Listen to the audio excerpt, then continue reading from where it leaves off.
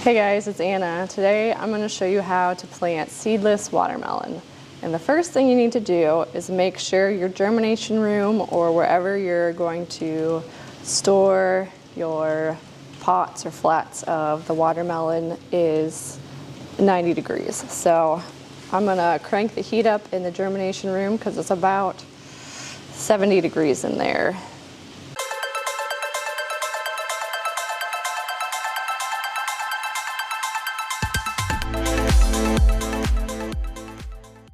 While that heats up, next we're going to fill our flats with media. I will be planting red winter watermelon, yellow buttercup, and orange crisp. The red winter is red, the yellow buttercup is yellow, and the orange crisp is orange. So I'm going to plant 10 flats of each, so that's 500 watermelons. So I will get a total of 1,500. So you're gonna just fill your flat completely full of media. You wanna make sure each cell is completely filled and that the media is not piled high on top. You wanna see each individual cell. Like this. Now that I got all the 50s filled for the seedless watermelon, we need a seeded watermelon to pollinate the seedless watermelons. So since I'm gonna have 1,500 seedless watermelon, I need 1 seeded watermelon per 3 seedless watermelon. So I need 500 seeds of regular watermelons. So I'm gonna fill these in 98s so it doesn't take up as much space, and just fill these flats the same as the other ones. You wanna make sure your media is not real clumpy, because if there's like even something like this, if you can see it, it's gonna fill up your entire cell. And then to get the watermelon seed in there, it's not gonna go well for the seeds. So you wanna make sure that your media is kind of nice and fine, no big clumps.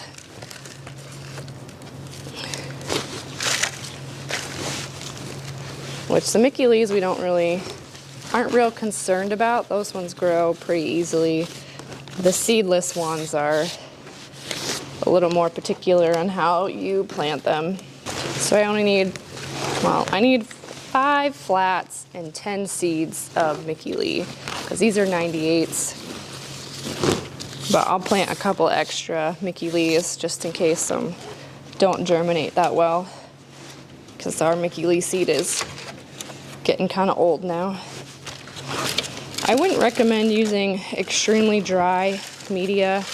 If you do have extremely dry media, I would get it wet first, mix it around so the water isn't just sitting in one spot. My media here is a little drier than I would like. I got it wet the last time I used it, so it's not as bad. But with the next step, this isn't bad. But you just don't want really dry media or whatever kind of soil you use to plant in. All right, that's done. And when you're done with your media, you want to make sure you cover it back up so it does not dry out. So I'm going to do that now.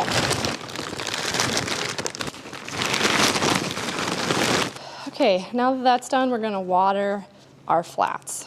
I have 3 tubs here. We're going to put a flat in each tub and then water it.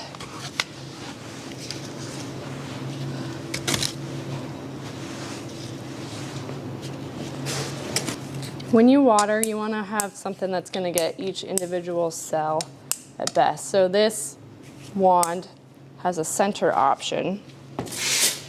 And then you want to make sure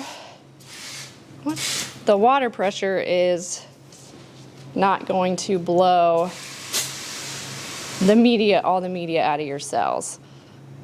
So you want something just with a little bit of water pressure, not a lot. There we go. You're gonna water nice and slow to make sure each cell gets an adequate amount of water.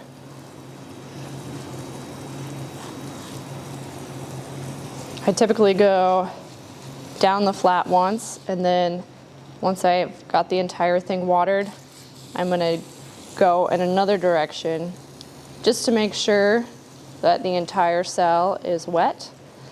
And you want these things to be dripping wet.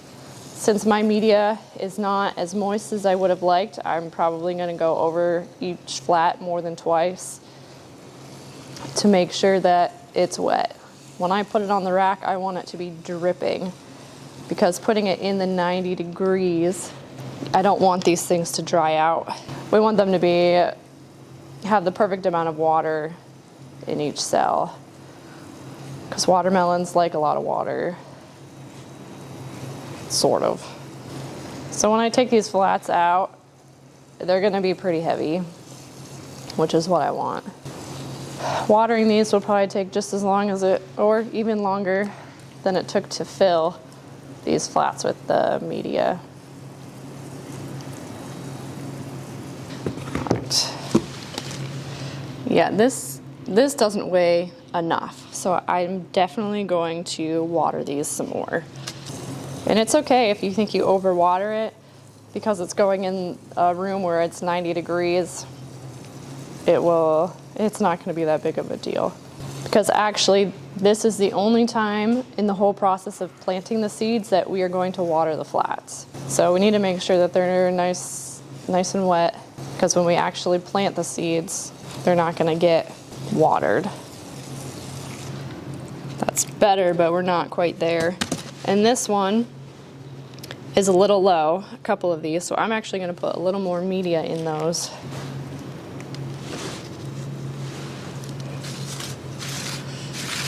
So we don't really want cells that are half full, because those watermelons are going to need all the dirt for its roots to grow. Now that I've watered these, I'm going to put them in the germination room, and we're going to leave them in there for about 24 hours. You really want that heat to soak in to the flats for the watermelon, because they really like it warm. So I will put these on the racks over here and wheel them into the room, and hopefully it's warmer in there now. We need to keep it about 90 degrees. So I'm going to plant these tomorrow morning, so it's not going to be quite 24 hours. But typically you'd put them in for 24 hours, and then you would plant the seeds. This is what I mean by dripping. You can see there's water coming out of the cells, and then there is a puddle starting on the floor. That is exactly what I want, because once there's enough moisture, any excess is going to come out of the cells, and that's okay.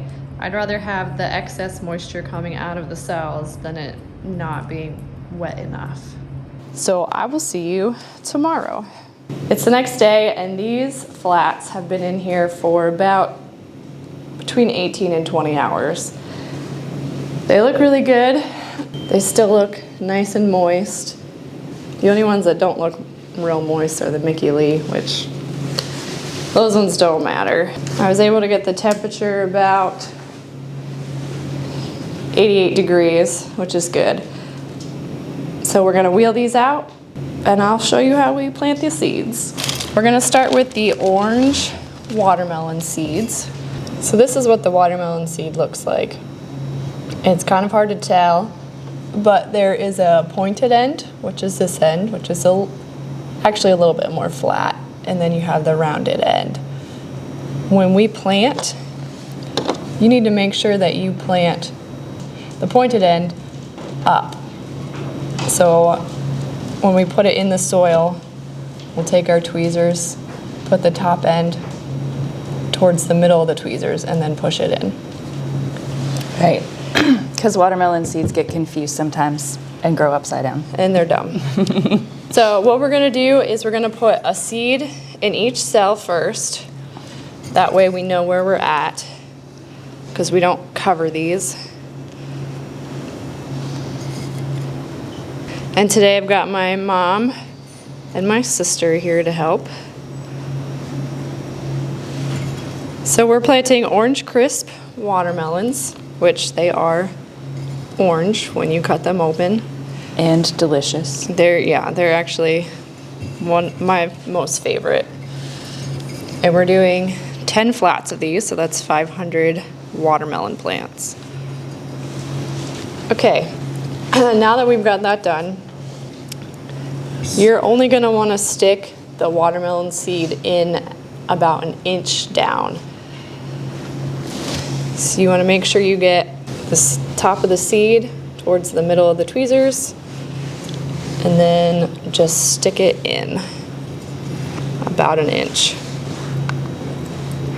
And then as I go along, I kind of try to cover the hole back up so I don't have to do it later. Like Alicia said earlier, if you put the seed in however you want or upside down, the watermelon will grow down. They don't know which way is up. So we kind of got to help guide them out of each cell. Which is kind of weird because most plants innately know up towards the sun and where it's warm. Usually, but I guess when it's completely dark, it might be hard to tell. I'm gonna make sure you only plant one seed per cell. Now that I'm done planting this flat, I am gonna cover it with saran wrap just so it won't dry out, because we're gonna keep these in the germination room for 3 days. So I do it on Friday so that I don't have to worry about it until Monday. So Monday morning we'll take these out of the germination room. So now that I've got it covered with saran wrap, I'm just gonna put it right back on the rack. And we do not water, because we watered them a lot the other day, yesterday, because I don't really know why. That's just the way watermelon are. One way you can know if you're planting an inch deep is you can put a piece of tape on your tweezers. I don't have any on mine, but the other two have tape on there, so they know the bottom of the tape is the top of the soil. So this is the reason you want to have real fine media, because when you gotta stick the watermelon seed in right side up and there's a big clump in there, it's gonna push it out of the way and probably turn the seed while you put it down. So that's why you want to have non-clumpy media. A little clump is okay every once in a while, but you want it to be nice and fine. If you have a bunch of seeds left over and you're not going to use them again for a while, you can just stick them in the freezer so that they'll be good for next time. Yep. Now that we got this rack down, we're going to put them back in the germination room. Bring out the next rack. I had mentioned yesterday that we were doing red winter. I forgot. We're actually not doing red winter, we're going to do distinction.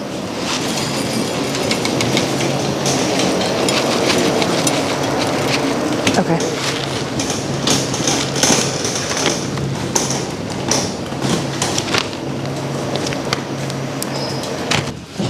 Okay, now that we've got the seedless watermelon done, we need to do some seeded watermelon to be the pollinator for the seedless. So we have the variety Mickey Lee. And we're gonna do the same thing that we did with the other watermelon. This bag needs some help. Since these are the pollinator, we don't need as many as the seedless watermelon. You need 1 seeded watermelon per 3 seedless watermelon. So we're gonna do, I don't need 5 or 6 full flats, I only need 5 and a partial. So I looked it up, and do you know why you have to plant seeded watermelon with seedless watermelon? It's so they can pollinate. Yeah, but do you know why specifically? No. Because the seedless watermelons only make female flowers. Oh. They don't make male flowers. They actually have a variety. I don't remember the name of it. I don't know how far the trials are. They actually have a variety of seedless watermelon you can plant by itself. Huh. Interesting. But is it as good? I don't know. Now that all the watermelon seeds have been planted, we'll put the rest of those in the germination room. We'll leave them in there for 3 days. So today is Friday. We'll take them out Monday morning.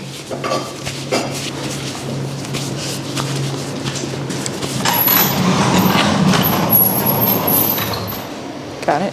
Yep. Oh, it feels so good in there.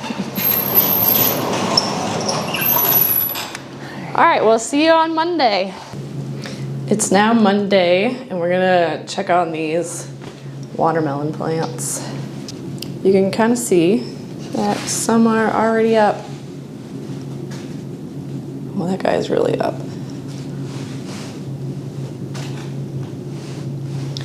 So now we have to take these up to the greenhouse. There's a lot up on that one. So it's been 3 days, and these have been in here to finally got up to 90 degrees. Now we just need to take the plastic off and load them up in my truck and take them up to the greenhouse. When taking the plastic off, you want to be very careful, because if you just lift the top off and then pull, it might snap some of the heads off of the watermelon that are sticking up higher. So you really want to be careful, because once their head pops off, that's it. They're done. They're not going to grow anymore. And some of these are a lot taller than I thought they were going to be. The reason we leave them in here for 3 days is because that's how long it usually takes them to germinate. If you don't have any watermelon plants popping up yet, that's okay. You could dig up the dirt to find the seed and see if the seed is cracked. And if that seed is cracked, then it's good to go. You'd want to get it out of the 90 degrees. Now the Mickey Lees don't look like they're up, so I could dig one of these up and see if they're cracked, but if the rest of these are up, they're most likely cracked. It's been a couple of days since I brought the watermelons up here. So we planted on Friday, put them in the germination room, and then on Monday we brought them up here. And you can see I put plastic down on the table, and there's 2 heaters under the table, one at this end, one down at the other end. And you can see the watermelons are doing pretty good popping up. Now there's a couple of them that are popped up really high like this. You can see it's stretched out. Eventually I will push those down and add some more media, because you can see some of the cells are kind of low with the soil. So I will definitely add more. And now that they're up in the greenhouse, I water them about once a day, unless certain cells look really dry. You don't need to give them very much water. You can see that the media here looks nice and damp. Well, a little more than damp. So these are the red watermelon, called Distinction. Over there where it looks like there's nothing popping up, those are the Mickey Lees. They sometimes take a little bit longer. They didn't get as much water, so, but they'll pop up eventually. And then we have yellow on this side, which there aren't very many of those up yet. And then on the other side is orange. We have a couple more of those that are popped up pretty far.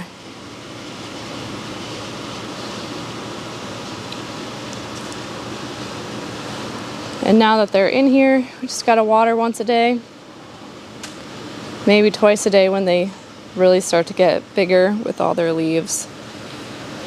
And then they'll stay in here for probably a month. And then we'll put them out in the cold frame. And then we'll transplant them.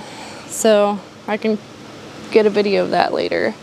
But just to recap, since the red, orange, and yellow are seedless watermelon, they need a pollinator, which is the Mickey Lee.